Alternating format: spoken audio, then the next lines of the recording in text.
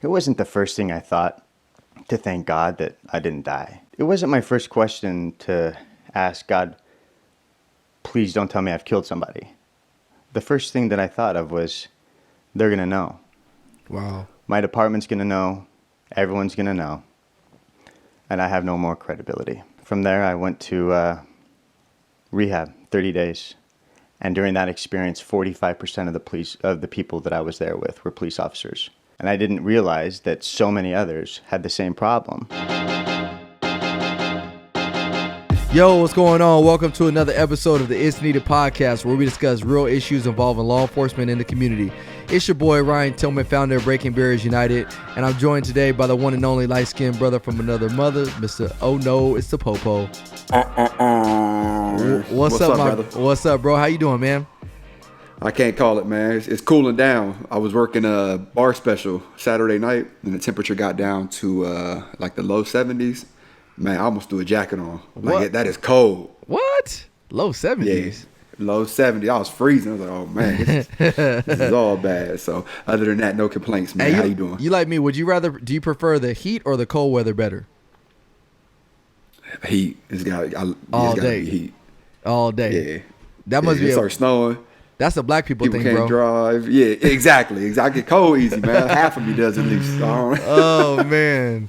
So I'm about to ask our special guest, too, what he would rather prefer. So today we have a special guest on the air with us. I actually just met my man Nick a few weeks ago, actually about a couple months ago, Nick. His name is Nick Wilson, former police officer, but really, really good man, and he is doing some amazing things that we're going to hear about today, man. So welcome, Nick. How you doing today? Good. Thank you very much for having me, Ryan. Oh, man. Anytime, man. Anytime. Well, wouldn't have it any other way. Let me ask you, Nick, do you prefer the warm weather or cold weather better? Cold, 100%. See, I told you. I told you it's a black people thing. I told you. Nailed it.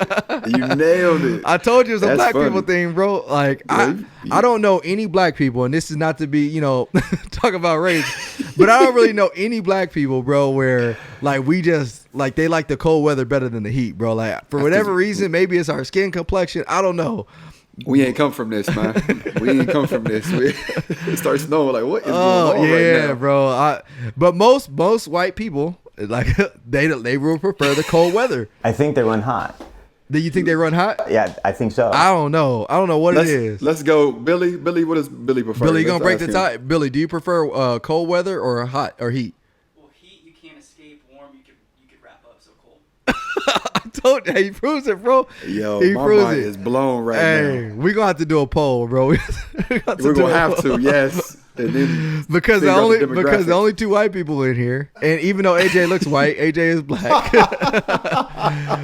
but they prefer the cold weather. That's why maybe AJ prefers the warmth, because it's like he's in the middle of it. It's in the middle, yeah. Give me a fall. I'll take a fall. Oh man, but I can't stand cold weather, man. I'm like, I could take clothes off all day, but putting clothes on, man, it's just miserable. I don't feel like getting out of my patrol car. I can't stand move. Yeah, it's ridiculous. So speaking about it's about 200 degrees in this room right now. It is. I know. You didn't have to put me on. Nick just put me on blast right now. He was like, speaking of heat, it's about 200 degrees in his room. Just put me. We get, AC don't work. The Tillmans can't afford no AC. You know what I mean? That's because Billy is steaming at the head right now. Oh yeah, the Savage is hot right now. The Savage is and not hot as in looks good, but he is upset right now because we have some technical difficulties. But y'all killing me with this. Y'all killing me with this, man. So hey, but it is great to have you guys on today, man. I really appreciate you, Nick. Thanks for joining us. Let's move right into it, man. We don't got a lot of time today. Last time we were supposed to talk about body cameras, and we still not gonna get to body cameras. I know we talked about doing that, but man, the last episode we had it, and we were supposed to talk about body cameras, and then me and AJ just got real passionate about certain topics the last one, which, by the way, was very well received by our viewers and listeners. So thank you guys. But that was just me and AJ just being really passionate about the topics that we talk about. So, we got to get back on track this week. So I hopefully we can stay on. We did have some podcast insurance, so hopefully we didn't lose too many listeners last time, because sometimes people don't like the whole transparency and honesty. But hey, that's the only way we're gonna break these barriers and unite, like I always say. So that being said, let's move forward. So AJ, where are we at on Officer Downs this week? So our last recording was August 10th, and we came in at 71. As of today, which is August 25th, we're coming in at 78. And as I mentioned the last podcast, we really want to recognize and honor these officers by name. So Officer Moya, I think is how you say his name, from the California Highway Patrol. He passed away the 12th of August due to gunfire. We have Deputy Schrewers from Lyon County Sheriff's Department. She passed away on 8/13 due to an auto crash. We have Deputy Cameron from Orange County Sheriff's Department in California, who passed away August 23rd due to duty-related illness. We have Trooper Hopkins from the Illinois State Police, who passed away August 23rd due to gunfire. We have Deputy Sheriff Blancarte from the Kinney County Sheriff's Office in Texas, who passed away August 23rd due to a heart attack. And then we have Trooper Sanchez from the Texas Department of Public Safety, who passed away August 24th due to gunfire. And how many was that, 7 or 8? So that was 1, 2, 3, 4, 5. That was 6. And then the Officer Down Memorial page doesn't have everyone listed yet, so I'm not sure if they didn't update or add the ones yet. But we went up 8. Wow, and 3 of those were by gunfire. So, and the Officer Moya one, man, that was actually not too far away from my house. That was from where my house is at. That was probably located about 5 or 7 minutes away. The hospital that he was airlifted to was on the same street as my house. So I actually made a video in honor of Officer Moya, and that video went viral. But it was real stuff. I basically talked about why I took my son out there to go see that procession, because my son is a huge police officer fan. And so I wanted him to see just, we're living in days right now where not everybody likes the police. A lot of people don't respect police. And right now my son lives in a dream world, a fantasy world where in his world, the police are just the heroes. The police are the ones that everybody goes to. The police are the protectors. And that's only because he's 5 years old and he doesn't know any better. And so as he gets older, he's going to start to see that there are people out there that don't like the police. There are people out there that disrespect the police. And so I need to start exposing him to, the support that we do have, because there is a lot of support that we still have. And so I need to expose him to that. And that's what I did that day, because I want him to realize that this job isn't always as easy as it sounds. And there's people out there that don't like us. So that was something that he needed to see. So my heart goes out to those families. And if you're related to any one of those officers that were just recently killed, please reach out to us. If there's anything we can do to help you guys, that's what we're here for. We just want to continue to keep their legacy living on. So that moving forward, man, let's move forward on a positive note. What's some current events, man? So I know one of the current events, man, I want to talk about this Popeyes Chick-fil-A battle, man. I have been seeing it everywhere. Oh my goodness. It was, what? So this is the funny part about it. So I think it was last week. Last week I went to Popeyes. I went to my mom's house, and don't judge me. They're like, man, black man talking about he going to Popeyes. I mean, it's good. It is bomb. So I went to Popeyes, and when I pulled up in the drive-thru, I was like, oh, snap. So I was like, man, Popeyes got chicken sandwiches. So this is before like all the viral craze. You know what I mean? Like this is before everything went viral. So I pulled out, I was like, oh man, let me get a chicken sandwich. So chicken sandwich is pretty good. I'm not going to lie. I was just kind of more surprised that Popeyes had a chicken sandwich. And so this week, as the week goes on, that's when kind of like the whole thing just went viral, and people were just comparing Popeyes chicken sandwiches versus Chick-fil-A. And what's crazy is that I think I passed about 3 or 4 Popeyes since, and the line has literally been wrapped around the building because people are trying to get chicken sandwiches. And I'm like, wow, like look at the power of social media. Like social media, that was probably the best like guerrilla marketing campaign that Popeyes has ever done. Yes. Because they got the line wrapped around the building as if they were giving away something free. I was tripping out about that. All of them, and they're selling out. Like the stores here are selling out of chickens. How does a chicken restaurant sell out of chicken sandwiches? And it's happening a lot. Bro, I tell you what. I saw a video where they actually brought out like a raw chicken in there because they were like, hey, we're out of chicken. So one of the customers bought a raw chicken. Oh, they tripping. Like, fry this up. Yeah, fry this up. Fry this up. You fry it, we fry it. Oh, yeah, they tripping. I tell you what, I wasn't that interested in the sandwich. Don't get me wrong, I love Popeye's chicken. But when you're talking about Chick-fil-A, this is not an exaggeration. And my wife's going to kill me when she hears this. I eat Chick-fil-A 4 to 5 times a week.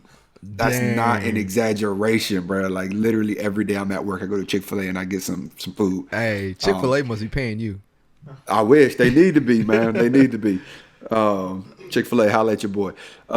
So with that said, in my mind, you can't touch Chick-fil-A. Like Chick-fil-A is untouchable. Like it's just a good, well-rounded chicken sandwich. My homeboy, who's a police officer in Baltimore, hit me up and sent me a video message. He's like, bro, the Popeye, he called it Popeyes. He's like, the Popeyes chicken sandwich is killing Chick-fil-A. So I'm like, okay. I'm like, I gotta check it out. So I think tomorrow I'm gonna do a video. Dog, I'm gonna do it. Hey. go to Popeyes. Hey, Popeyes. hey, let's do live. Let's do a live tomorrow. I like that. Let's do a I like live. that. We'll do Okay. we'll do a live. I'm gonna get a Chick-fil-A and I'm gonna get a Popeyes, and you got to get both, and we'll go on live and we'll judge it. I like that. All right, bet. Yep. It's gonna be entertaining. Oh And man. Oh man. It's gonna be hard for me to admit if Popeyes is better. Like, Man. we'll see. We'll see. We'll find out tomorrow. Oh man. What's new in your life, Nick? I'm just I'm stoked to be here. I've been working a lot, and you know, when I met you, I've been following you ever since, and I'm truly blessed to be on this show with you, Oh, man. AJ. I think what you guys are doing is incredible, and so I'm stoked to be here. Man, that's cool, man. He really came, bro, because he just heard I was, better dancing than you, so he wanted to see it in real life, bro. So that's why he What? really came. Didn't somebody comment on my last dancing video and like tag you saying like you're not that good of a dancer? They I'm pretty did, sure that bro, happened. and they did, and you know what? Speaking of that, fair or foul, I'm gonna have to go find that cat because that's foul. Oh, we finding people for now. hey, so real talk, real quick before we move in, man. Like, so we're on the way over to my house. So I rode with Billy over here today, man. Billy's gonna laugh at me. So, like, we're sitting in like, like when you go on the freeway and you're getting ready to go on like the interchange and it's like backed up, bumper to bumper. Yeah. So Yeah. I'm like, hey Billy, man, go on the right, bro. We got to pass some of these cars up. He's like, really? I was Yeah, like, hop yeah, on the man. shoulder. I was like, come on, man, let's go, like, let's go. So we get in the right lane. So Billy's like, man, I just don't know, like, you want me to cut in at the last minute? I'm like, yeah. I said, let me show you something real quick, Billy. Let me show you how to drive right now, baby. Let me show you how to drive. So Billy, we going.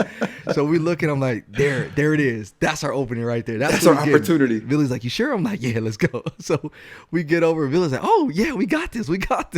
Billy was all excited. I was like, yeah, baby, I just taught you how to drive like the popo now, baby. Let's make moves. Yeah, super aggressive.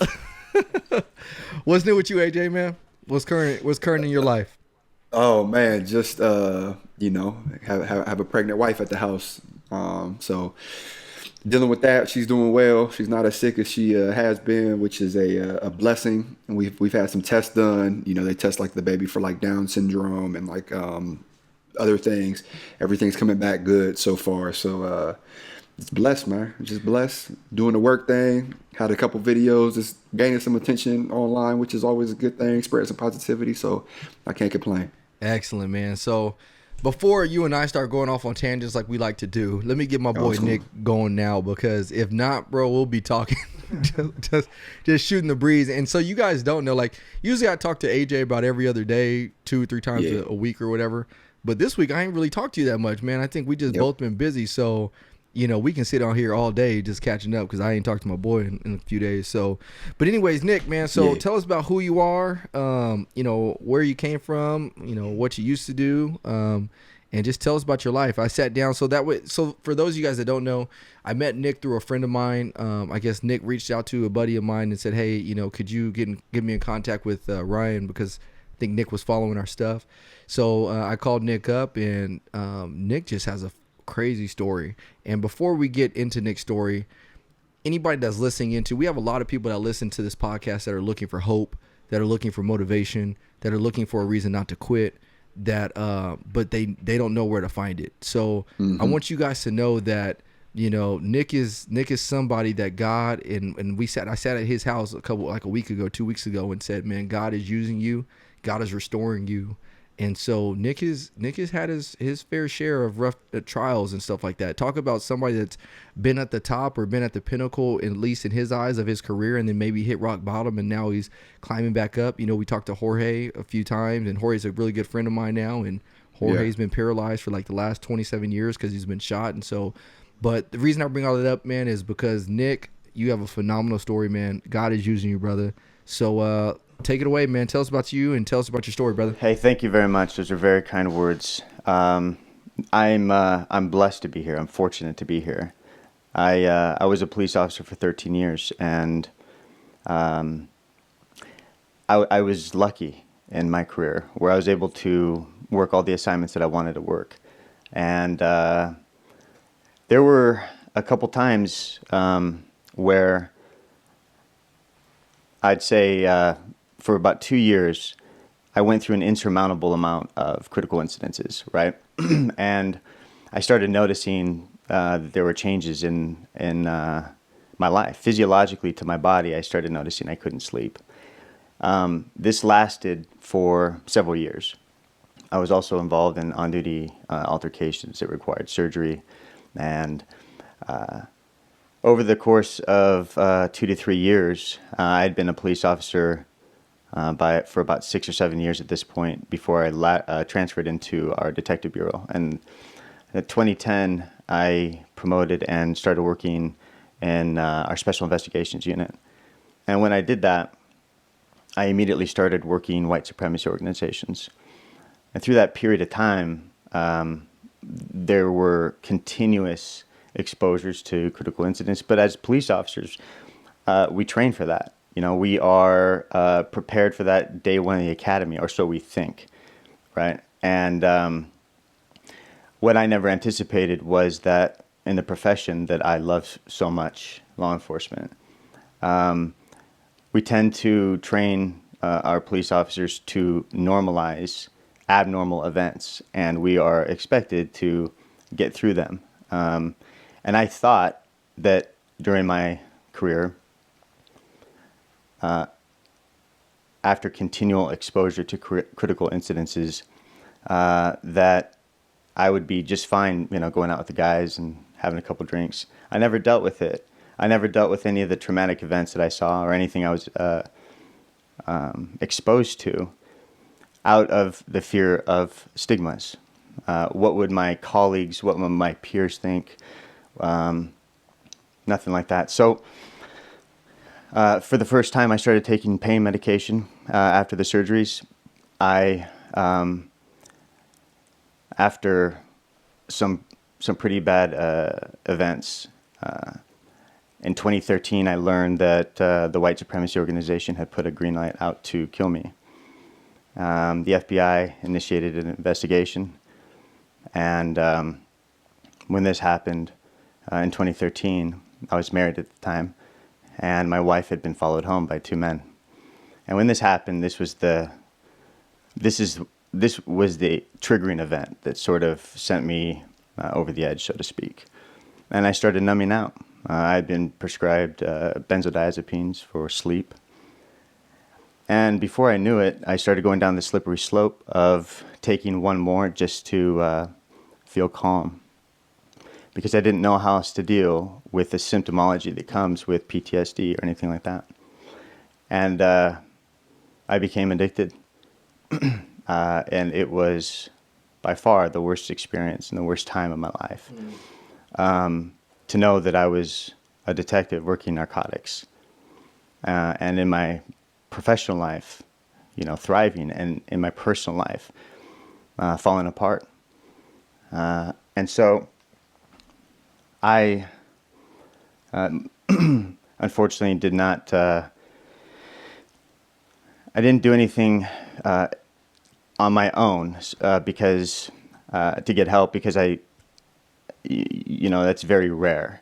There usually has to be some sort of, you know, triggering event that causes someone to go get help, especially in the law enforcement and the first responder community. After that happened in 2013, we were moved out to DC and Virginia while the FBI initiated their investigation.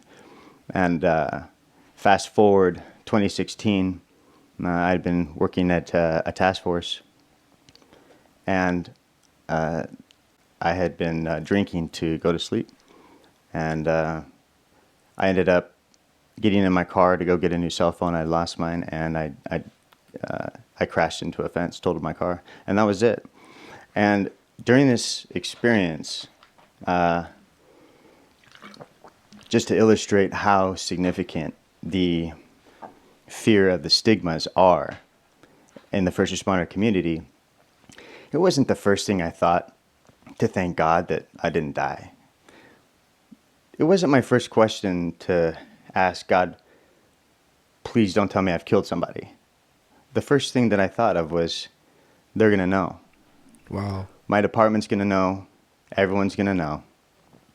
And I have no more credibility. Wow. And from there, I went to rehab, 30 days. And during that experience, 45% of the people that I was there with were police officers. 45% during that 30-day window. Dang, that's crazy.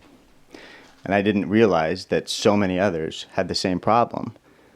At the end of the day, it was all of the trauma that I did not know or understand how to deal with, or what trauma does to the body and to the mind and to your spirit. And so ever since then, after I medically retired in 2017, I've been on a 3-year healing journey, really. And I had no choice but to fight to get back to my son. And every day has been a fight in a lot of different ways, but you never think and it. what do you mean by fight to get back to your son, Nick? Like so tell us about you lost your wife and your family in this situation. Can you tell me a little bit about that? So essentially, no one anticipated my life turning out the way it did, right? So my wife had filed for a divorce. For the first year of my son's life, I was not present. I was physically there, but I wasn't really responsive to him or to her, to anybody really. And I was just, it was isolating and shutting the outside world completely from my life. And what I mean by that is, after not having anything to sort of numb out with, you start feeling all of your physical pain, and you have to sort of learn to live life and cope with the things that you have been numbing for years. And so with having nothing like that, and after my wife had moved out with my son, it's been living in that home for the past couple of years with all those memories, and them not being there, and me trying my hardest to ensure that everything I'm doing is with a purpose, with God behind every thought that I have, and doing my best to walk with Him, because without that, there's there's a lot of darkness, in that. And so I've dedicated my life now to sharing my experiences and my story, both at the Police Academy in Orange County and in San Bernardino County, and been working with Dr. Heather Williams. She's a psychologist at the Orange County Sheriff's Department, and asked me to start sharing my story to try to normalize what happens to first responders when trauma comes in and it goes untreated for so long. And by doing that, we hope to break the stigmas. And it's been an amazing ride. It's been beautiful. And she was able to connect me with Wavelengths Recovery in Huntington Beach, who wanted to start a first responder program specifically designed for first responders. And we developed it, and it's truly an amazing program that's culturally competent, that understands the clinical modalities needed to treat first responders with all the issues that they come with. And I'm just so blessed and so grateful to be a part of that kind of journey now at this point in my life. And so that's where I'm at, and I find that I find myself now, if you would have asked me a couple of years ago if I'd be sitting here with you and AJ and sharing my story, I would have thought you were crazy, And so I basically think that, what matters most to me is that our first responders know it's okay to get help, and that, it's important to know that with everything going on in society, and it getting more and more difficult to be a first responder and a police officer in today's times, that, it's okay to not be okay sometimes. You know what I mean? Man, so thanks, Nick, for sharing that, man. Like, there's a lot to unpack there. I mean, a lot to unpack. This is probably going to be one of the most realist conversations as far as for police officers that we've had since we've done this podcast. A lot of times our podcasts are usually related for officers and the community, but this one specifically. So I want to unpack this from the beginning, man, because there's a few things that you mentioned that you're going through or you have gone through that others are going through right now. So there's an interesting statistic out there. I think we made a post on it. I think the like last week or something like that. So New York has had about, was it nine suicides, I believe? Yeah. So they've had 9 suicides this year alone on NYPD. And they're obviously not the only police department in the country. And so there's a reason why officers are taking their own life. And, you know, with that being said, knowing that officers are pondering, you know, are going through depression and taking their own life. You mentioned one of the things for you, Nick, was critical incidents after incident after incident. Just to be more clear, some of the critical incidents that I've been on babies that have drowned. I've given CPR to, you know, a 13-month-old baby that didn't make it. I've been on some heinous vehicle crashes that nobody should have to see. I've been on murder investigations where people have been shot cold blood. These are things that we see that should not be the norm. You know, it's funny because I remember before I became an officer, I would watch movies and you would see like all the blood and guts and things like that. And you would just think, oh man, this is just like very glorified. Like, it's not like, it's just all Hollywood. It's all scripted.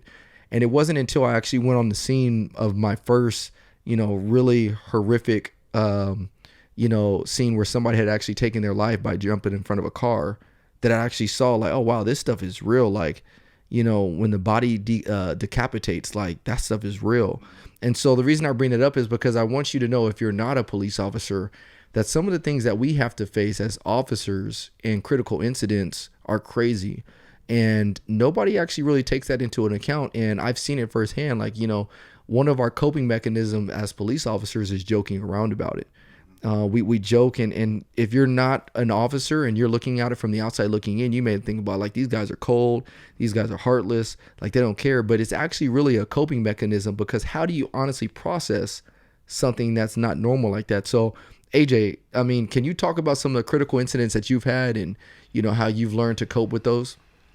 Yeah, absolutely. You know, the first thing I think of when you say critical incident is my shooting I was involved in. And that took such a toll on me just because they had my picture plastered all over national TV. The story wasn't out. But then when you actually take into consideration, like seeing someone shot and then realizing that you shot them, and then just processing what that looks like and what your future looks like. I've held dead babies. I've held people who have died in my arms. I've given CPR and people have passed away. You name it, bad crashes, suicides. These are things that a majority, if not all, police officers are exposed to a lot. And a lot of people don't take that into consideration when applying for the force or even considering to become a police officer. I would say the number one answer when you ask a recruit or a person considering joining the police department is, you know, why do you want to join? Is I want to help people. But if you start really breaking down like these things that we see and these things that we deal with, I think it would be a shock to a lot of people. So Nick, I just want to thank you for sharing your story, because I think that this needs to be out there for people to understand like what we go through, and also it needs to be out there for people to understand that there's a way to make it through it without taking your life. So Nick, let me ask you, what was the turning point for you? Obviously, was it the critical incidents? Was it the you know, working undercover? Because we spoke at your house a little bit more in depth. And so what I want to do is, if you're okay with it, I want to just draw some of those things out that we spoke about, because it's important to know. So you talked about, you know, working for the white, or working undercover for white supremacy, and then having the green light. And if you're not a police officer, basically what a green light means is, you know, somebody has put a hit out on you and your family or whatever. And correct me if I'm wrong, Nick, but essentially like they're giving the go ahead to murder you. Is that correct? Correct. So Yeah. so what was it everything kind of coupled together? Yeah. Or like what was it kind of the turning point for you? Yeah, so I think it's a couple things. First, You know, when we think about trauma, when we think about critical incidences, one of the things that we don't really assess is what's happening to the body physiologically, what's happening to the brain, the chemistry in the brain, and the body composition with adrenal fatigue and the cortisol levels and all the toxins that are being released. Just from like a physiological standpoint, there's a lot of changes in the body that's going on. Left untreated, accumulative trauma, accumulative stress starts to, damage and deteriorate your body. For me, it was the continual exposure to the child deaths or the molestations or the heinous things that people in society do to each other day in and day out. It was the violent confrontation with suspects.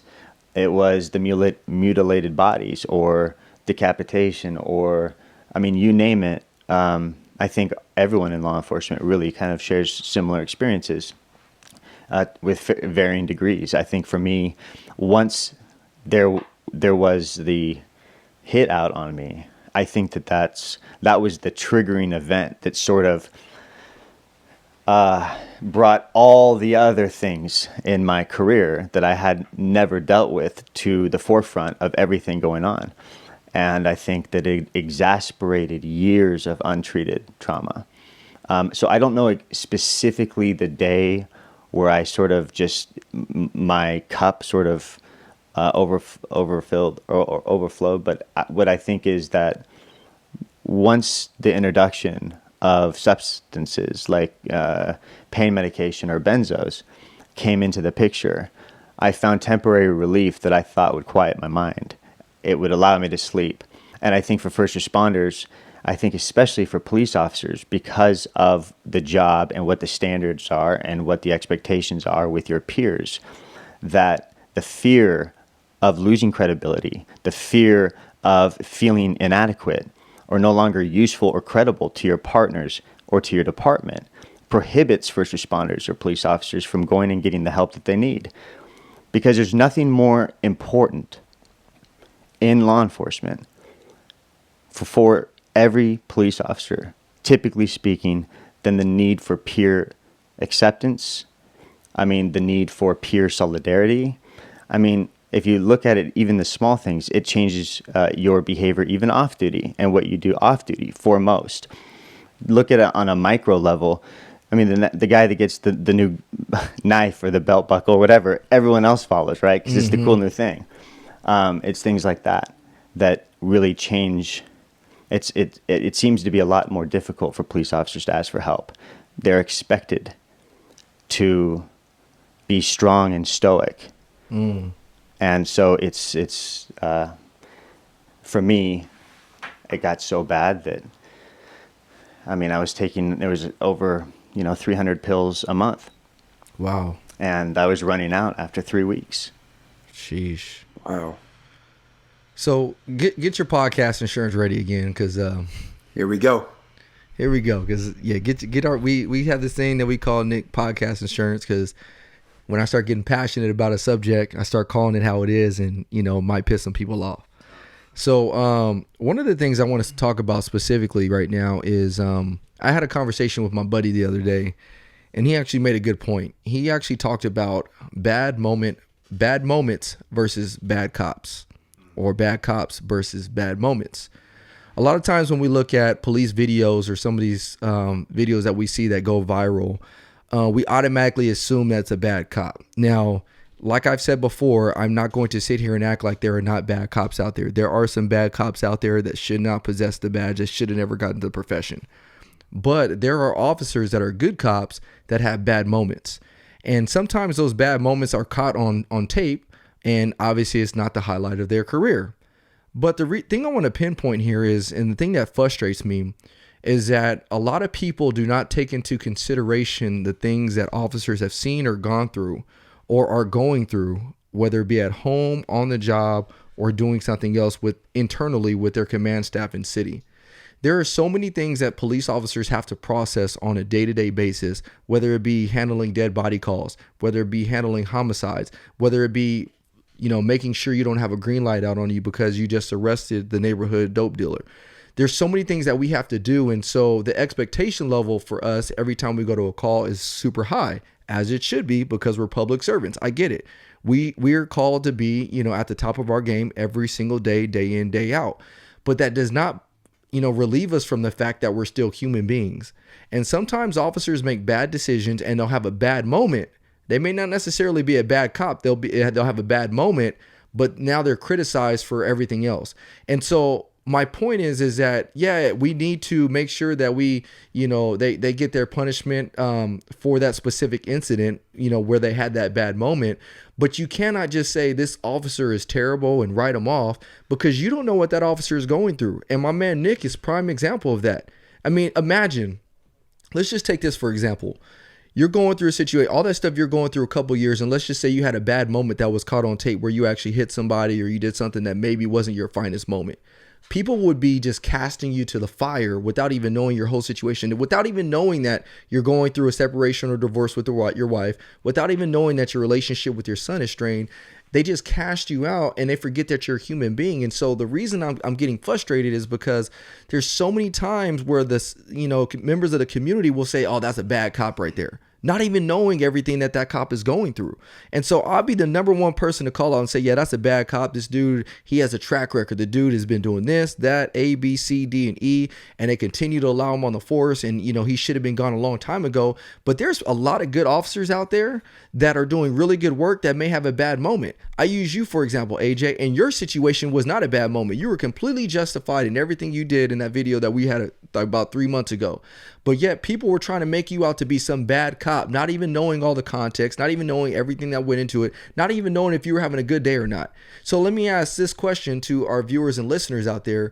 If you go to your job, let's say Popeyes, because Popeyes was the topic for discussion earlier. If you go to Popeyes and you're having a bad day and, for whatever reason, you overcook some of the chicken or you don't get a order out in time, people are not going to be criticizing you like they criticize us. Now, granted, you don't have I guess you can say the responsibility that we may have as officers when it comes to dealing with people in the community. But at the same time, people aren't casting you to the fire. You're still able to have a bad day and you're still a human being, and people recognize that. Sometimes I think people forget that as cops, we're human beings. We're humans first. You know what I mean? And so the last thing I want to say and going back into my passion right now is somebody asked me the question on social media today. They said, are you a black man first or are you a cop first? And I was so pissed off by that. And here's why I was pissed off. I am very, very proud to be an African-American man in this country. Very, very proud. I'm very, very proud of where my roots come from. I'm very, very proud of, what African-Americans have overcome. But don't try to start limiting my race to who I identify with in this country. I identify as a Christian man first, a man that follows Jesus Christ first. And that was my answer. I said, I'm a Christian man first. And the reason it made me so upset is because we get so caught up in, are you standing with black people first or are you standing with your cop buddies first? I'm not standing with either first. I'm standing by what's right first. You know what I mean? Because what's right is right. What's wrong is wrong. Why is it so wrong for me to stand with what's right? And I don't know where we've gotten to as a country that if you don't choose sides, then you know what, I can't get down with you. Like, I don't know where I'm at. Like, and that's what makes me so upset. It's like, what? Because I agree my opinion is a little bit different than you. So now that my opinion is different than you, now you don't like me, you don't respect me, you know what I mean? And so that's what I'm starting to get pissed off, because I met a good man by Nick. I met Nick a few weeks ago. Nick's a good dude. But my man Nick has gone through hell, if we want to just hell and high water. You know what I mean? I can't even imagine what he's gone through. And yet, because I can understand, I can have a little bit more empathy, then you want to curse me and say that, you want to stand by your cop buddies. Why don't you try to get a little bit more empathy before you start criticizing everybody else? So I'll let you guys take that and run with whatever comes to mind on that topic. Oh, yeah, absolutely. I'll let my man Nick go first, and then I'll take Thank off you. from here. No, I was going to say, like, isn't it easy to criticize things that we don't understand? It's really easy to quickly judge that. But look, it's 2019, right? Society has evolved in all other areas of society. I mean, go back to as early as the 50s, and then the civil rights movement, women getting to vote and drive, and the evolution of society. Like, look at LGBTQ community and everything that has been afforded to them. Why is it that law enforcement is the one profession where the expectation is to be robotic and to not be human in so many levels? Why is it? Why? Because it comes with it authority. It comes with it a sense of power, which threatens people. So it takes one bad move for a police officer when he's least expecting it, when he or she is dealing with an insurmountable amount of stress in a moment that they are not expecting, and expect to fight all natural human elements such as fear, right? To make sure that we bring a resolution to a peaceful outcome. And that's really, I mean, apply that idea and that concept to any other standard in a profession other than law enforcement. Doctors, how about attorneys or teachers? How about all those other things? But we don't. And it's time to continue to humanize law enforcement. Imagine if we had a lot of police officers that started getting better, that learned how to sleep, that learned how to take care of themselves. Wouldn't we probably have less instances where officers are looking bad on camera? Yeah, absolutely. So I have two things. And the first thing is, Nick, you touched on it. People tend to look at police officers and not realize that we are human. And I want to run a scenario by every single person listening to this or watching it, however you're watching or listening to this. Imagine being on duty. You're a cop. You respond to a car accident. You show up. It's the most horrific scene you've ever seen in your life. You spring into action. Your training kicks in. You bust out a window. You grab the driver out of the car. You start CPR on him. The driver ends up passing away. You're cut up. You're covered in blood that's not yours. You're covered in blood by the male driver that had just passed away. You get back into your patrol car and realize that you now have to finish 7 more hours on the streets in that same uniform. That is our job. That is our day more times than not. And people don't take that into consideration, because the moment you leave that run, you have to go on another call where kids are playing basketball in the street. And then once you leave there, you don't know what run's coming next. And the second thing that I want to say is, if you're listening to this and you're a police officer, or maybe you're considering going into the field, never forget why you're doing this job. Never forget why you put this badge on. Never forget why you don your shield every single day, why you put that uniform on, and why you get in that patrol car. Constantly remind yourself that. I don't care how bad the day is, remind yourself. I don't care how good the day is, remind yourself why you do this job. Man, that's so true, because if we don't remind ourselves, I spoke about that a few weeks ago when I was talking to a class of officers about remembering their why. Why did you get into this job? Because if you don't remember your why is not going to motivate you to continue to push through those terrible trials that we go through. And, going back to the trauma that you sustained, Nick, and the trauma that you're going through or have gone through is the same trauma I can almost guarantee that those 9 officers from New NYPD were going through. And so what do you think in their mind? I mean, let me ask you this. Was there ever a time, and I don't want to get too personal, but was there ever a time, Nick, that you felt just like, hey, this is it, I'm done. Like this is the end of my rope? Yeah, I think that there were times of total desperation and the feeling of hopelessness. And that is a component to trauma. It didn't get so bad that I started having the ideations. But that's probably because I had a son to live for. Okay, so I think, there's a lot of things that can be said. I love what AJ was talking about. I love how when you put it into a different perspective like that, and you're actually walking someone through what it's like to go on a critical incident. And I almost said, now take it a step further. Now you're going back for that 7 hours. And imagine you did something in all of your acts to try to save that person. You're going back to your department because maybe you violated a policy and you weren't thinking about that. And then sets in the organizational betrayal. And that's when the officers go home and they feel like at the end of the day, they don't have anybody to talk to, because who's really going to understand that? Okay. And so I had a friend commit suicide. He was a police officer. And I always come back to think, it's 2019. Why does this feel like one of the only professions that's been left behind in terms of allowing them, all first responders who need the correct amount of resources to get the help they need? Why haven't we put that at the forefront of everything we do? Why don't we put officer wellness at the forefront? I mean, everything that so many organizations stand for, whether it's Breaking Barriers United or other organizations like Antifa, who want to basically expel police and annihilate them, criticize them. Why not help, be part of the solution? So what I want to bring up, I want to bring out this idea, and this is where we're coming to as a society. And I really want you to really think closely about this, what I'm going to say, because this is kind of where we're evolving to.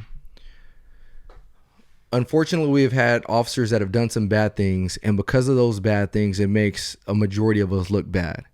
But what happens to that, the result of that is people believe that we need more laws, more things that govern the way we do our jobs in order to fix that problem.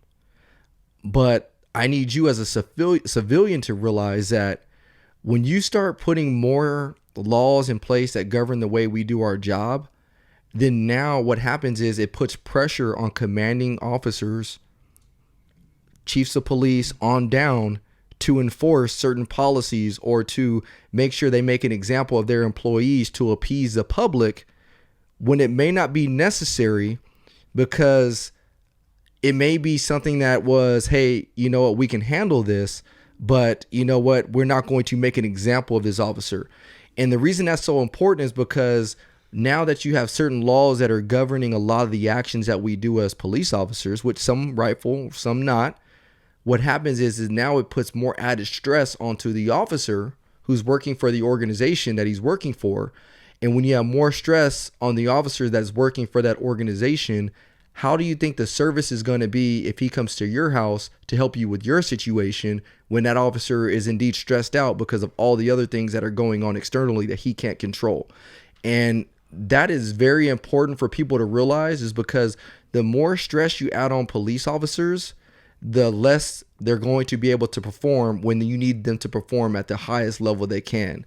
Somebody made a good point the other day on one of our comments. They said, man, professional athletes train 3, 4, 5 times a week, day in, day out. They're paid. That's what they do. But yet as officers, we don't train nearly as much physically or mentally.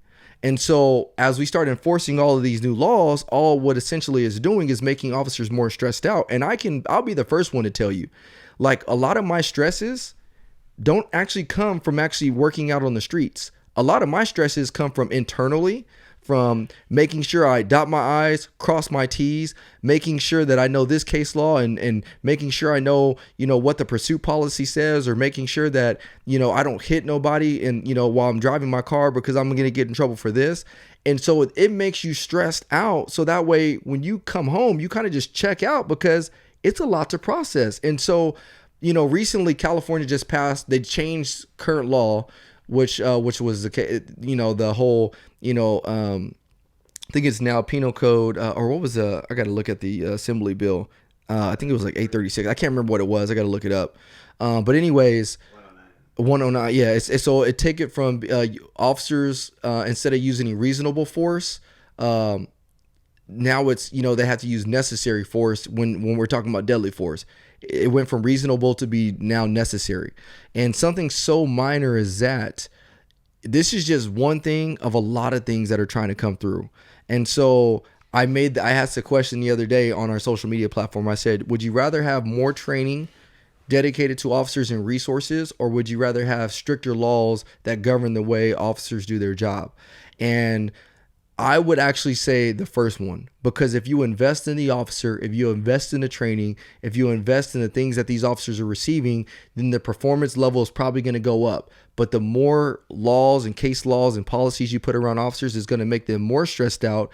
And in a sense, when they become more stressed out, their level of performance is going to go down. It's common sense. If you take it to anything, look at professional sports again. The more training that why do you think they invest so much money in like LeBron James, Kobe Bryant, all that stuff? Is because they know that with their training, with their body, their physical health, their mental health, the more they are trained, the less stressed they're going to be when they need to perform at their most highest mark. And so why is it any different for law enforcement? But sometimes for some reason we don't think about things like that. As soon as, an officer makes up, we all of a sudden think, oh, we have to have a stricter law so that way they can't do that. You have to realize it's an isolated situation. I don't know how many police officers there are across the country. I don't know how many police officers are across the world. There's a statistic out there that talks about how many police contacts there are every single day. So when you actually do the numbers, you actually have a lot more officers that are actually doing the right things than the amount of officers that are doing the wrong things. But yet we just highlight all the wrong stuff. And now, because we're only highlighting all the wrong stuff, now we're making laws for the 1% of people that are screwing things up. And now ultimately it's leading to, a downgrade in the type of service we offer to the community. So that's just my take on that, man. What, you guys got something on that? I see you, your wheel spinning, AJ. Yeah, absolutely. It's so funny you say that because I sit on a board, and this board was created by the governor of Ohio, and we report directly to him. We meet quarterly a year, and what we do is we come up with standards and laws for the entire state of Ohio when it comes to law enforcement. And the goal of this board is to help the governor help bridge the gap between law enforcement and community.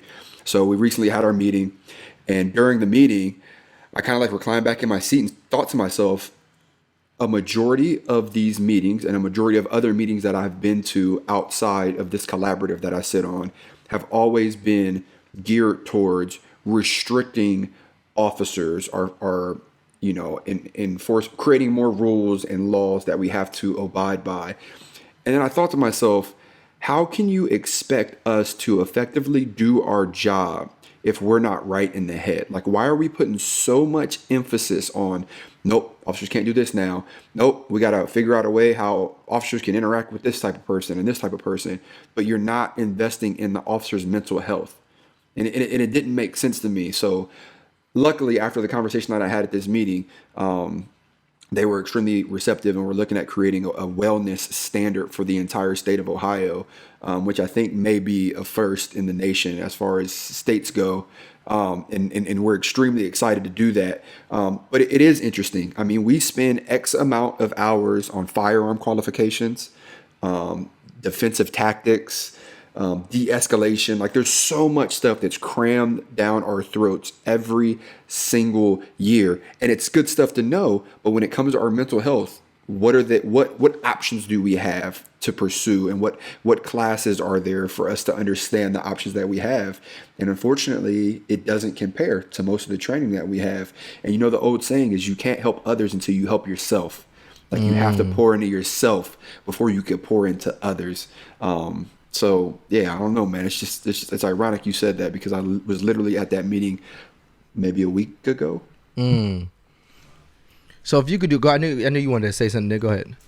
No, I was going to touch base on actually what you were talking about was, when you're talking about the legislation, you can't. What they're trying to do is, like, a lot of times people just want to legislate a problem immediately when they see it, right? And that seems to be a solution. If you look at Chicago, they have the strictest gun laws in the country.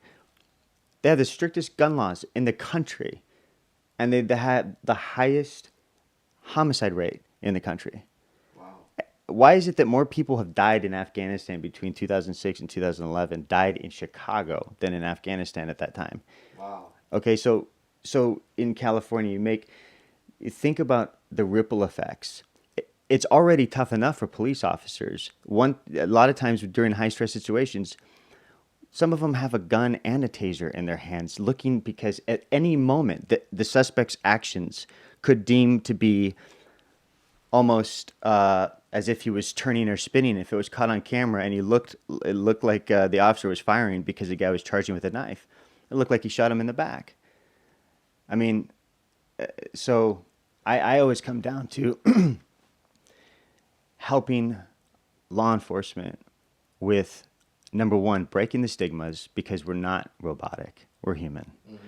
And number two, trying to, after destigmatizing things with mental health, getting them the help that they need. At the end of the day, society is not going to benefit from sick police officers on the street. It's not conducive to what the overall mission is. And so something's got to change. Well, I will say, playing devil's advocate, because again, this is Breaking Barriers is dedicated to being on both sides.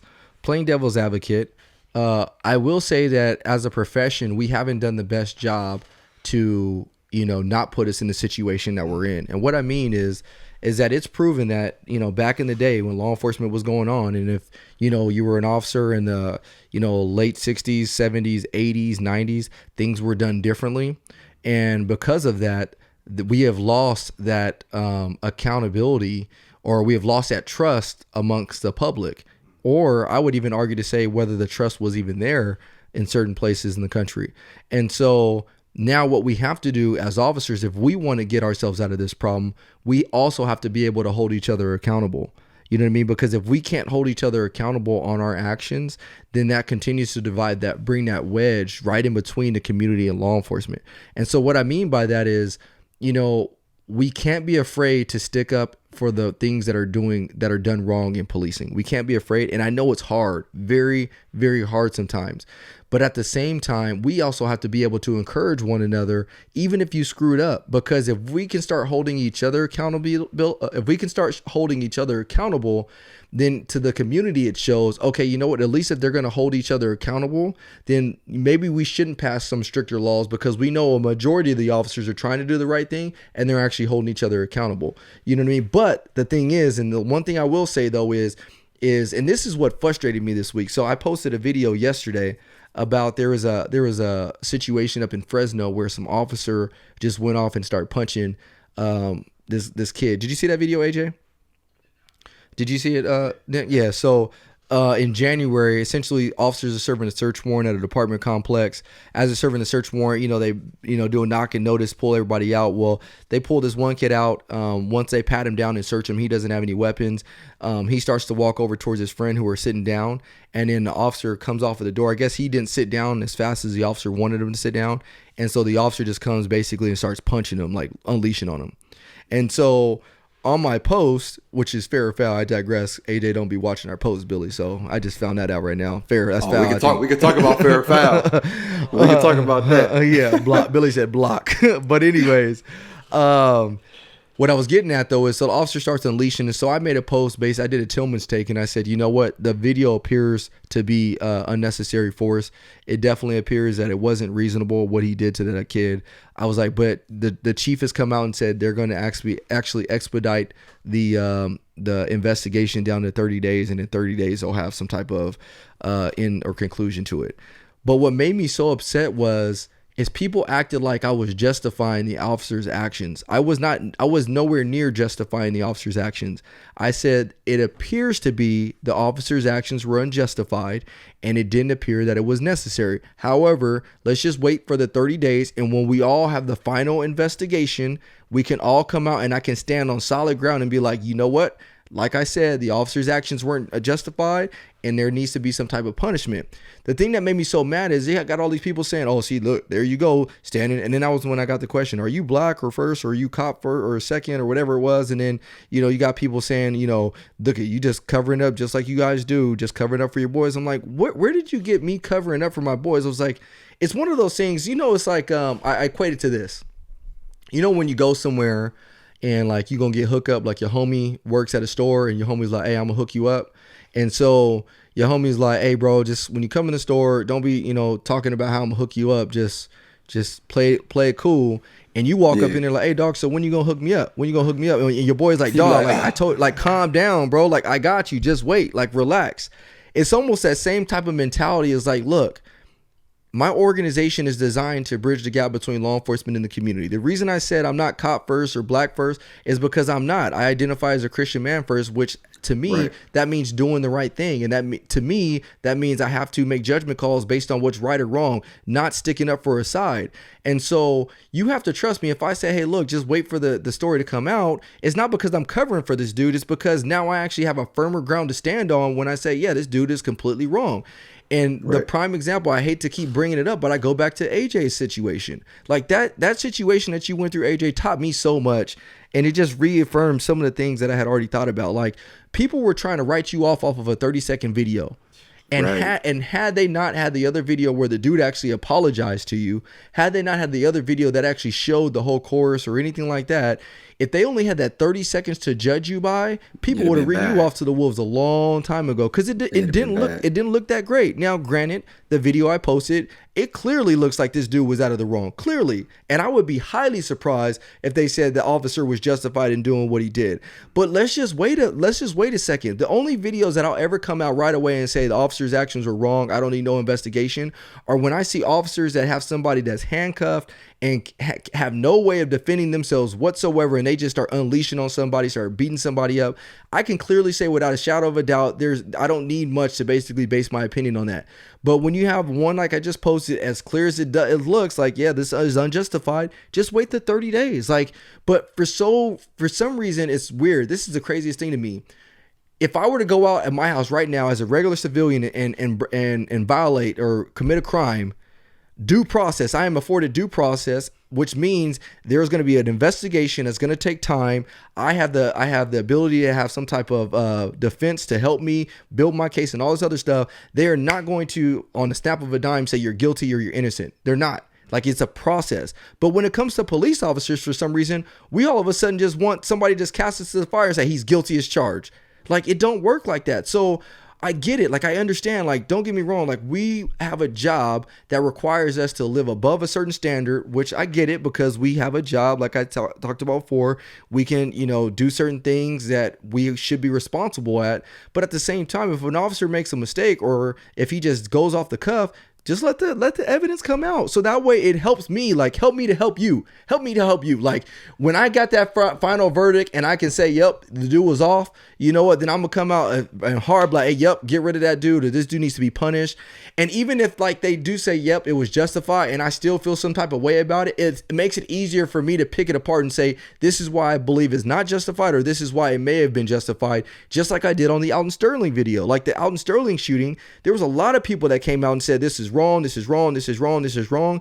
I actually took the time out of my day to research that thing, and now I was able to say, oh yeah, it was justified. Was it pretty? No. Should the officers done something differently when they approached them? Yes. But when it ultimately comes down to it, the officers' actions were justified. So I don't even know how I got to this topic, but I had to get that off my chest. Come in. Oh yeah. Go ahead. We live in a world where it's okay. Not only is it okay, but it's almost glorified for people to say free insert name, right? Like free Pookie. Now, Pookie could have killed 12 people, but people will still be out here like, well, you don't understand what Pookie was going through. You don't understand why he did what he did. Free him. He whatever, right? But we also live in a world where those same people will see a police officer doing police work that is 100% justified and make it seem like we're rogue officers that need to be fired and prosecuted. The moment that we understand that, and we can start to dissect what that looks like and break down that issue, will be the moment that we could grow. But that's a reality of the world that we live in. And it's on a much larger scheme, right? Like, look how much attention Meek Mill, the whole Meek Mill case got, right? Like, he was on probation, he violated his probation, he got this sentence, people bailed him out, and the owner of the NBA team came, and all this stuff, right? All this national attention. And I'm not saying I'm one side or the other on the Meek Mill case, but I'm just saying, like, look at that one example, and that's the world that we live in. I mean, it's interesting. It's frustrating as well, but like something that I always go back to. And even when I was going through my situation, I had a very tight group of friends who were positive and who had my back. I'm very firm in my foundation. And I always reminded myself, like, you know what, AJ, like, you don't do this for anyone else to accept you. You don't do this for friends. You do this because you believe in the mission. Continue to work. Your work is not done. Your work is not done. No matter the circumstances, your work is not done. So, Nick, I have a question for you. I'm sorry, I'm all over the place right now.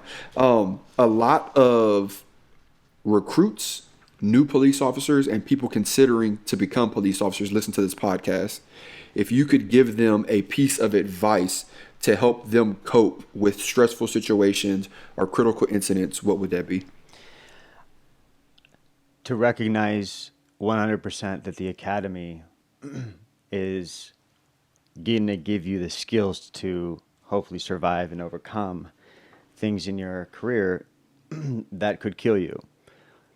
But never, ever stop learning and developing your growth interpersonally and your mind, and understanding conceptually what's happening to your body as it is exposed to the various things that they're going to get exposed to in their career, and to stay on top of it. Because I always say, in law enforcement, we don't abandon our partners. We show up when they call for help.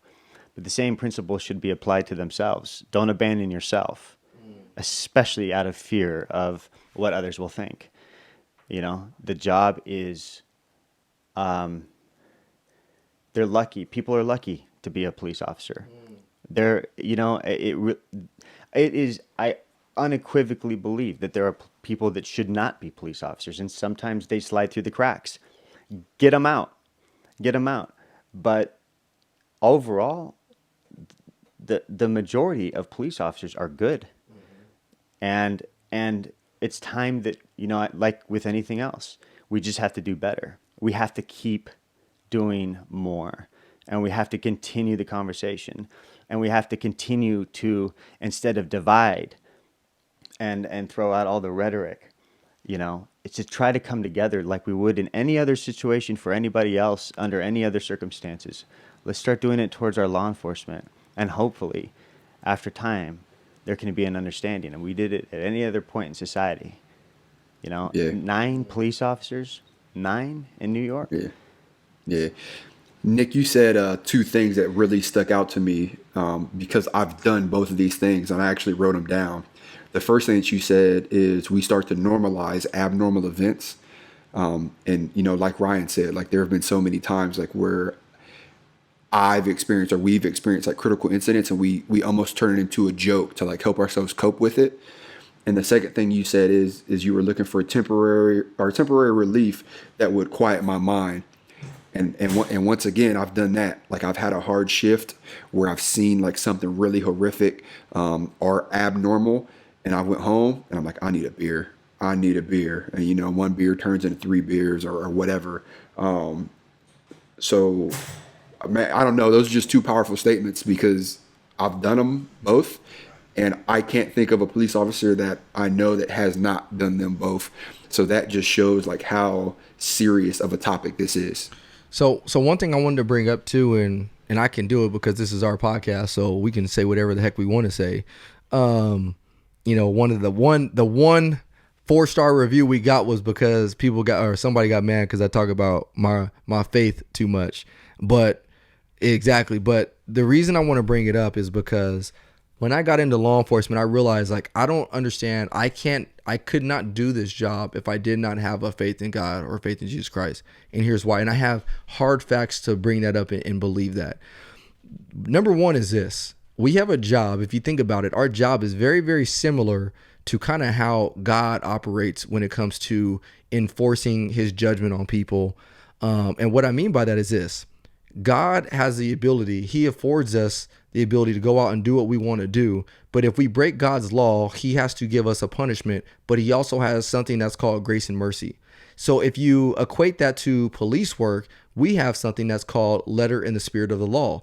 I don't always have to enforce every single law. I can actually extend my grace and mercy sometimes and say, hey, I'm just going to give you a warning this time, which is very, very similar to how the Bible works.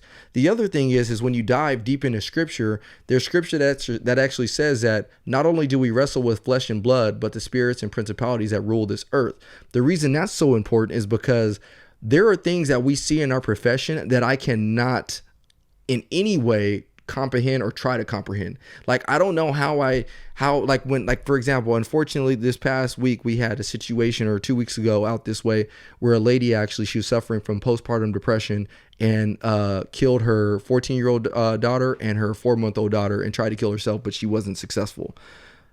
How do you logically try to comprehend somebody that does that? Like, you can't. Like, and the first time I ever experienced it was when I had a guy run from me, and he literally ran onto the freeway, jumped in front of a car, got hit 20 feet up in the air, and then a car ran over him, and he was just, decapitated instantly. And I started to ask myself, like, man, what could I have done better? Like, if I would have tackled him, if I would have tripped him, if I would have did this. And it was God that told me, Ryan, who's the one that runs this earth? Not you, my brother. So there's just certain things that you cannot control. And when I realized that, I was like, wow. And so when I dove into scripture a little bit more, and it talks about how there's not only do we wrestle with flesh and blood, but spirits and principalities, that tells me that there are evil things that are running on this earth. And so there have been so many times where I've had people in the backseat of my car that are going through a mental health crisis, like we like to call it. And a lot of the things that they're talking about are demonic. They're talking about demons. They're talking about God, or they're talking about Jesus, or it's so crazy. And I can actually see the spiritual warfare firsthand in the backseat of my police vehicle. So the reason I bring that up is because I know God, because I have a faith with God, because I'm growing every day. That is what has taught me that, Ryan, you will not find peace in substance abuse. You will not find peace in alcohol. You will not find peace just being by yourself and being left alone.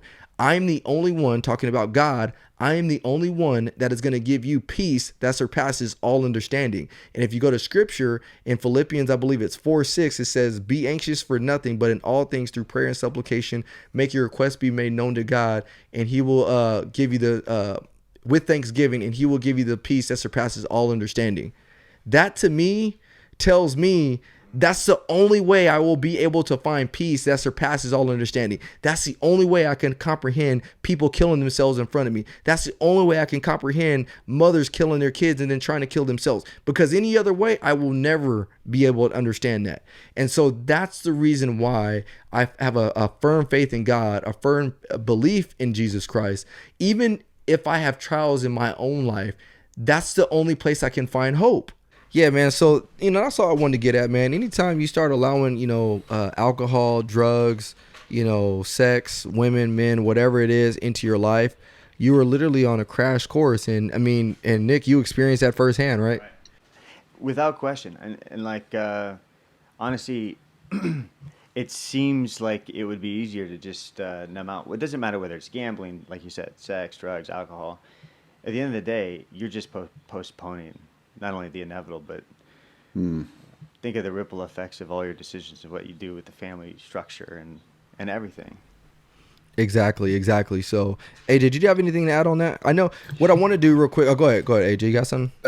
I did. So you were rattling off some Bible verses there, and I was going through a hard time at work, and one of my best friends, who is not a Christian, not a follower of Christ at all, sent me this Bible verse, and it's James 1:12, and it says, "Blessed is the man who remains steadfast under trial, for when he has stood the test, he will receive the crown of life which God has promised for those who love him." And I had to get it tattooed on me, just because I was like, that is exactly it. Like, blessed is the one who perseveres under trial. Like, you're going to go through the trials. You are going to go through the trials. Like, it's in the book. It's in the book. You're going to go through the trials, but you got to remain steadfast through those. So whether you're a police officer or just a community member or civilian, just know we all are going to go through trials. I want you to realize that no police officer out there is perfect. You may not get him on his best day, but just try to extend him the grace and mercy, and that he's not deserved, because again, God gives us the grace and mercy that we don't deserve. So I should be able to do the same thing for people that when they don't deserve it. And for police officers out there, man, give some of these community members some grace and mercy, man. You don't always have to be, a tough guy to them. You know what I mean? Because sometimes, just as much as we're talking about right now how officers go through bad days, you Just cannot don't say it. forget that the community goes through their bad days just as well. And sometimes Yep. we forget that. So Yep. as officers, we need to remember, like, community members go through their bad days, and we may catch them on one of their bad days, and they may need a break. We don't always have to enforce every single law. We don't always, and you know what, even if you do give that civilian a ticket, you can still be kind and do it. Like, you don't always have to be the tough guy, have that tough guy mantra.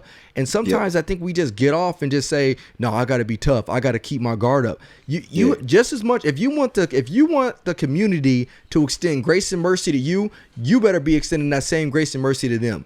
Because you 100%. can't expect them to give you grace and mercy when you don't give it back to them. So Yep. that's my plea for officers out there as well is, don't be all mad and upset when the community's casting stones at you, but yet your actions when you go out there and patrol the streets don't look the same as what you want to be treated like. So it's like the golden rule. Treat people like you expect to be treated. You know what I mean? So it's just a slippery slope. And on those actions real quick, I know we're running a little long in this podcast, but AJ, you had somebody that said something to you that I want you to bring up before we close this podcast out. Absolutely. Let me pull this picture up or this screenshot. So I posted a video. It's like a 3 or 4 minute video of 2 of my coworkers in full uniform racing with a 10-year-old kid, and then like a 16-year-old kid came up, and they're racing on foot. We're having a good time. We're laughing. We're joking around. The dope part about the video is we showed up to the 10-year-old's house, 2 cruisers deep, 4 officers deep, and waited for him to get off the school bus. And when he got off the school bus, he ran up to us and was giving us high fives. And I'm like, man, this is such a dope image just for me to personally see. Like, if no one else sees this, like, this is powerful stuff, right? We know the kid. I know the kid. I've known him for a few years now. His name's Elijah. So anyway, I posted that video, and someone had the nerve to hop on that video and make this comment. And the comment was this: great job on being involved with the kids, but you really have to learn to speak correct English. Lead by example and stop sounding ghetto to relate. Teach these kids how to pronounce words correctly so they don't sound like idiots. Just saying. I responded to it. I took a screenshot and I posted it. I'm not going to read my response, but what I will say is this: please do not make the mistake of mistaking someone's dialect for intelligence. Just because I talk a certain way, or just because I carry myself a certain way, does not mean that I'm not intelligent. It does not mean that I am smart, or that I'm not smart. It is nothing more than a dialect. The area in which I was raised is a direct result of why I talk the way that I talk, and the way that I carry myself the way that I carry myself. It's the same thing if you go to New York. People say sneakers and soda. You go to Boston, you go down south, you go to Cali. The area in which you live and the people in which you are consistently around will determine the way that you talk. So please do not make the mistake in thinking that that's a direct correlation between an intelligence level or someone being smart. Because if anything, it looks bad on you, not the person you're talking about. And you know what's funny? So a while back, we actually had somebody hit us up on my DM and said they appreciate everything we do. And I hate when people give you backhanded compliments. Like, that's what that was. A backhanded, like, hey, I love everything you do, but. And so the thing that he did was, he was like, hey, man, you do some great things, but I don't really think you should be talking slang or the thing you do. Like, first of all, there's a reason why I created my own podcast, so I could talk the way I want to talk. So if you don't want to listen, you ain't got to listen, player, first and foremost. Second of all, is that a lot of times people don't understand, like you said, people come from different places. So why should I adapt the way I am, who I am, for you? You know what I mean? Now, don't get me wrong. There's certain times to be professional. There's certain times to learn and be able to converse with other people that may not come from where you come from. But that's a personal thing. But don't start telling me that I need to change to fit your liking. Like, one of the reasons why these kids respect me, one of the reasons why these kids want to be police officers now is because they can see themselves in me. Not because I'm out there talking quote unquote ghetto, because I don't even know what that means, but because they can actually see themselves in me. They see somebody that came from the same neighborhood. I won't call nobody out, but there's been people that I know personally, indirectly, that were questioning where I grew up in because they didn't know if I was really being honest and true in that. I was like, you know what? It's like, that's what makes me mad. People always want to find a reason to condemn you because you're doing things that they're not doing. And so just be quiet. Like, be quiet. Like, you see people are enjoying this. Like, why do you feel like you have to come out of nowhere and you see all these hundreds and hundreds and hundreds of positive comments, and you got to be the one person that goes on there and says something that's quite the contrary? Why? Because that makes you feel better about yourself now? Get our podcast insurance out, because you know what? You don't need to listen to our stuff anyway, because you're not somebody that's going to change your mindset, because you've already proven to me that you're not listening to what's coming out of my mouth. You're listening to how the things are coming out of my mouth. If you were really listening to what's coming out of my mouth, it wouldn't be an issue. You wouldn't be tripping. You would be seeing lives being changed right in front of you, but yet you're so concerned with the image, which is why we are in this place we are as a country, because we're worried about image as opposed to actually doing something that really matters, which is the work that's influential, regardless of the way I talk or the way AJ talks, the way Nick talks. So don't get me started, man. You about to have me take this podcast on another hour, bro. Look, you and I had. Go ahead, Nick. I was just gonna say, it's just like, people. It doesn't matter where you're from, or if you're African American, or if you're Hispanic, Latino, whatever. People always talk about, and I love it when AJ said, "Don't judge me on the way I talk." And even though, I mean, AJ, I don't know what that even means, if it's because of race or where you live. I don't believe, though, that you're African American still. But what I'll say is, Hey, my boy Nick got jokes though. No, but what I'll say is, I speak differently now. I mean, I'm, over the years, I don't know. Trauma probably did something, or sometimes I'll take a little bit longer to explain something. You should see the way people look at me. Mm-hmm. Maybe I'm not the way that I used to be when I was a police officer. Mm-hmm. Right. But this is the best I've ever been. Wow. And how would you? And that's by the grace of God. Man. I heard that. So my message to Mr. Anthony Prince, who is the person who commented, that comment is this: although I may speak ghetto, keep in mind I have an annual invitation to Harvard to speak there. I've traveled the country speaking. I sit on the governor of Ohio's Ohio Collaborative to help bridge the gap between community and law enforcement. And I'm recognized as a public figure when it comes to community policing. And that's all coming from a person that speaks ghetto. So keep that in mind next time you want to judge somebody. AJ, thanks for the first negative star on our podcast. No, I'll probably start with me. With it. I'll tell you, AJ and Brian. Like, I just want to say why. I mean, I'm so grateful to be here with you guys, and I know how hard it is. You guys are both full-time police officers doing what you do, trying to bridge the gap and the divide between the community and the police, and you have the courage to get up on a national podcast and do what you're doing. Worldwide. That's amazing, worldwide. right? And let's just face it, it's a conversation that's needed. Bam. You can say that. Hey, did you do that on purpose? Yeah. Hey, I like that. Oh, AJ's stuck. Hey, just stuck. Nick is vying for another co-host spot. No. I like it. Real talk, man. That's what we do it for, Nick. And you know what? I appreciate having you on, and I just want to give a closing message, man. This is a closing message that I want to just predicate this on. There's somebody out there right now that's going through depression. There's somebody out there that's hurting right now.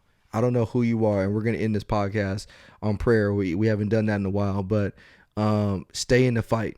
Stay in the fight. As police officers, we are taught and trained to stay in the physical fight, but we're not trained and taught to stay in the mental fight.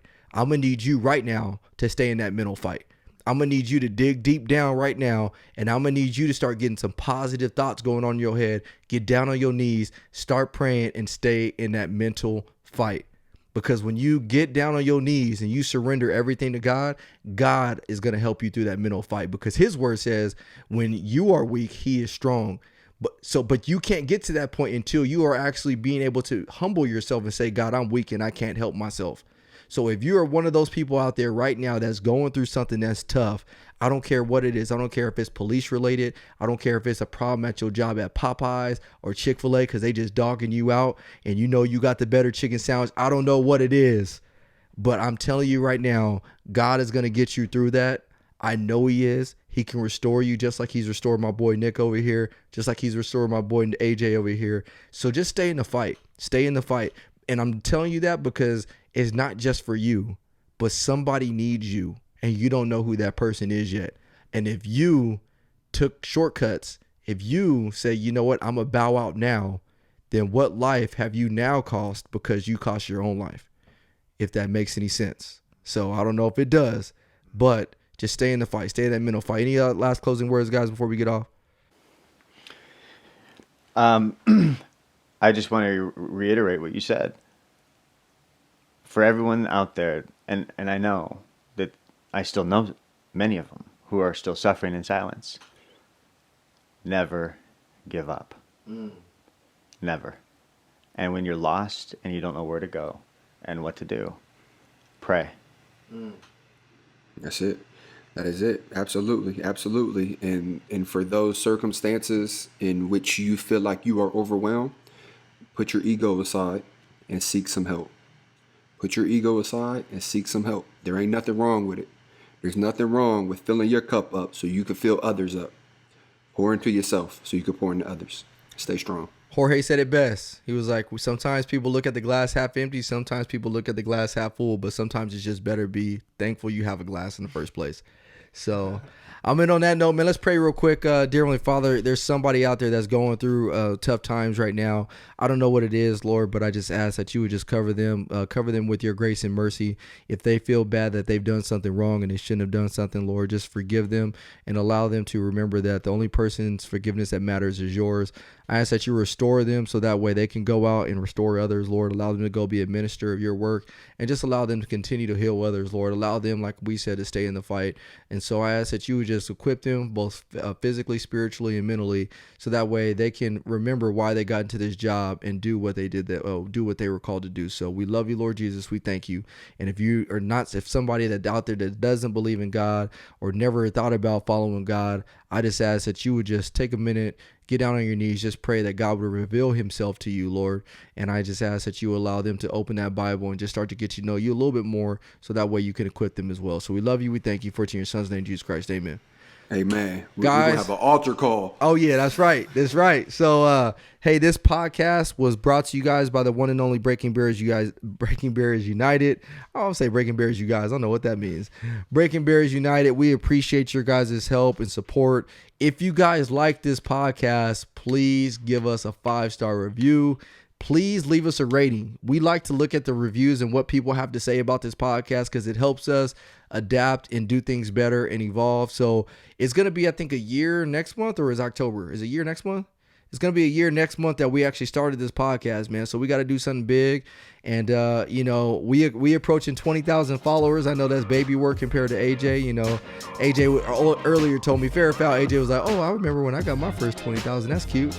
So No fair or foul. They don't follow my Facebook page. How about that? Oh, man. So we love you guys, and we will see you guys next week. Take care.